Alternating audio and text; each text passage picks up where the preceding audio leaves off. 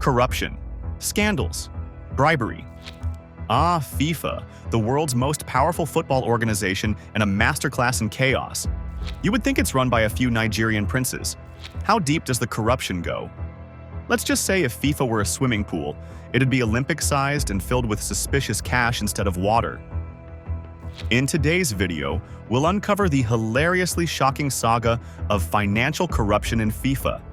From secret deals that would make a story writer blush to global arrests that are more dramatic than a last-minute penalty shootout. Seriously, grab your popcorn and buckle up, because this tale will flip your perception of the beautiful game upside down. Who knew football could be this entertaining? So sit back, relax, and let's dive into the wild world where money talks louder than a referee's whistle. Imagine a world where 7 nations joined forces, fueled by a passion for football, to create a powerhouse organization that would revolutionize the game. On May 21, 1904, in the heart of Europe, FIFA was born, uniting Belgium, Denmark, France, the Netherlands, Spain, Sweden, and Switzerland under one mission: to promote and regulate the sport of football across borders. As football fever spread like wildfire, FIFA's influence soared. Picture this. By the mid-20th century, FIFA transformed from a humble assembly into a colossal empire, overseeing not only regional tournaments but also the iconic World Cup, a spectacle that would take the beautiful game to unprecedented heights. With every match played, millions around the globe were captivated, solidifying football's place as a cultural phenomenon. From its modest beginnings to a global titan with 211 member associations, FIFA became the backbone of international football. Yet, as its power grew, so did the challenges. With wealth and influence at its fingertips, FIFA stood on the precipice of temptation, where the pursuit of glory often overshadowed the very essence of the sport.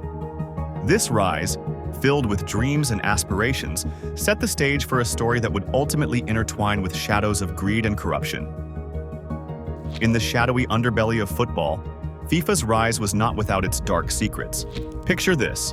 It's 2015, and the football world is rocked to its core as the US Department of Justice opens Pandora's box, unveiling a scandal that reads more like a gripping thriller than a sports story. 9 FIFA officials and 5 corporate executives were indicted, charged with racketeering, conspiracy, and corruption. Sounds like the plot of a bad soap opera, right? Amidst a whirlwind of bribery, allegations worth a staggering $150 million, it turns out these officials were playing a different kind of match. One where the only goal was their own bank accounts. Who knew that instead of kicking balls, they preferred kicking back millions of dollars? Turned the world of football upside down, making fans wonder if they were really cheering for their teams or just for a band of skilled con artists. It's like realizing your favorite team is actually a group of very well-dressed villains plotting their next heist. Spoiler alert, the trophy was just a shiny cover for all the dirty laundry. In the world of soccer, where dreams of glory and unity clash with corruption, the FIFA World Cup stands as a dazzling spectacle marred by scandal. The selection of Qatar and Russia as hosts has become synonymous with bribery allegations. Reports reveal that FIFA officials were allegedly bribed to award World Cups to these nations, turning the beautiful game into a cash cow for shady dealings. Imagine this. While fans gear up for what should be a celebration of sport, FIFA execs are plotting over fine dining and fine wines, deciding who gets to host based on who slides them the largest envelope. It's like a game of Monopoly, but instead of Go, they're landing on Corruption Avenue. With Qatar's sweltering heat and Russia's questionable human rights record, it seems FIFA's idea of world class is less about footballing excellence and more about creating a circus of questionable ethics. Who knew that securing a World Cup could be less about the sport and more about outbidding rival nations in a high-stakes auction? Let's hope the only thing getting kicked around at these events are soccer balls, not the integrity of the game itself. The FIFA corruption scandal has sent shockwaves through the world of soccer, shaking the very foundations of the beautiful game. The fallout? Well, it's like watching a soap opera where everyone gets a dramatic plot twist. Sponsorship deals evaporated faster than a goalkeeper's chance to catch a shot, with major brands scrambling to distance themselves from the tainted image of FIFA. Fans, once united in their love for the game, now find themselves in a dilemma. Do they cheer for their teams or stand against the corrupted institution that governs the sport? It's like being asked to root for the villain in a movie. Sure, they have great one-liners, but nobody wants them to win. Furthermore, the scandal has fueled discussions about ethics in sports, inspiring fans and analysts alike to question the integrity of the beautiful game.